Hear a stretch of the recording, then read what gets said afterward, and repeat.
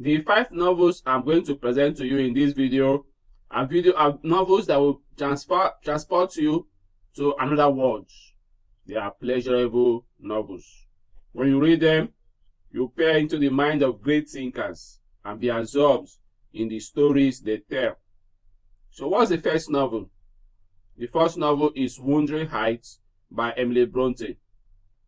I'd like to tell you something. If you don't like reading stories of ghosts and spirits, then don't pick up this novel.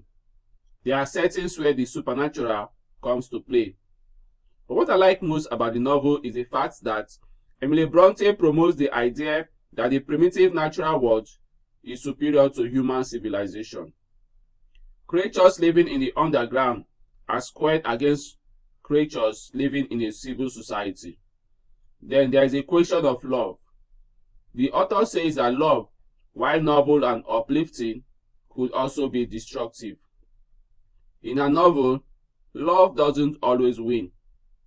You could pick up the novel at the Project Gutenberg site, which link you can find in this description below, or you could find it at the Amazon site. Now, the novel number 2.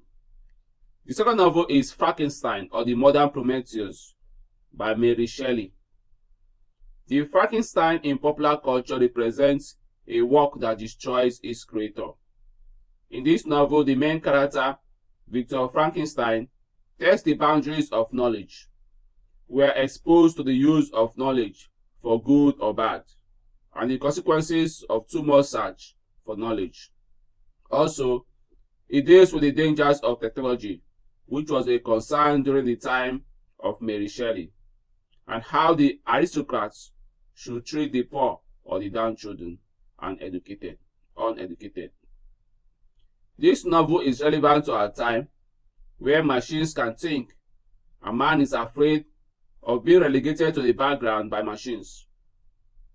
Some questions the novel says us to think about are: how much will advancement in science and technology lead to the destruction of humanity and civilization? Victor Frankenstein embodies that question. Now, the third novel I would recommend for you to read for a pleasurable time is Animal Farm by George Orwell. Animal Farm is about the fate of all revolution. The animals who serve the humans in Manor Farm, and they eventually find out that what they fought for, to be free and to live freely, was not what they got. What the humans represent came back to haunt them. The animals who were supposed to lead, protect, and care for them, the pigs, who were more intelligent than other animals, had become tyrannical and dictatorial, behaving like humans and playing games with the humans, while the animals suffered in the farm.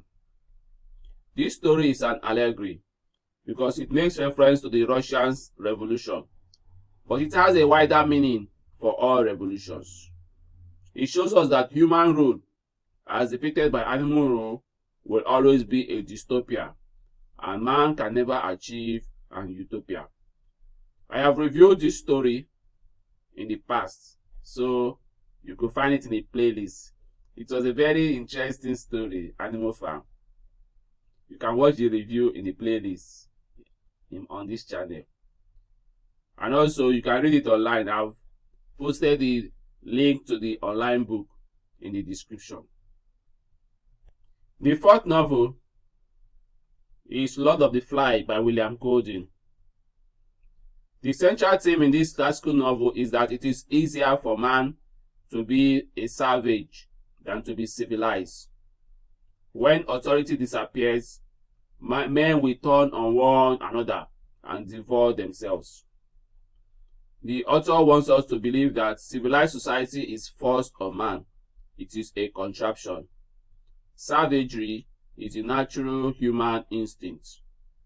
Evil always wins in the end, no matter how much legislation will make to curtail it.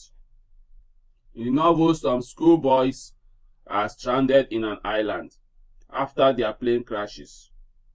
The boys assume a semblance of order before they are rescued, but suddenly savagery reigns in their hearts, and they come to worship a beast, which they believe inhabits the island. This is a good read, a very pleasurable time you have while reading the novel. And I'd like to tell you that I have reviewed this novel in the past. It is featured on this channel. So you can check the playlist, the novels playlist, and you'll find Lord of the Flies by William Golding. I promise you it will be a swell time for you. Now, the last novel I'll recommend for you is The Great Gatsby by F. Scott Fitzgerald. The story is set in the 1920s, an era which the author calls the Roaring Twenties. This is a period after the First World War, when America experiences immense economic prosperity. That was when the American dream was born. The belief that hard work can lead one from rags to riches, irrespective of one's status at birth. Many pioneers from Europe came to America to experience the American dream. But in that dream, the corruption of the American society would follow after. That is, the rise of materialism. Americans no longer think about building a life and being happy. It's all about making money. Old money, which tends to be associated with aristocracy, will have to make a shift for new money. The struggle between these two classes leaves the poor trodden upon and left with no hope. This is one of America's best novels, set after the First World War. If you also want to find the novel to read online, I have posted the link to the novel in the description. So I recommend these 5 novels. They are very great novels. If you have any novel, short story, or poem that affected you and you would like me to discuss about on this channel, just send me a message or leave a comment in the comment section, and I'll look it up and review it on this channel. So, as always, happy reading.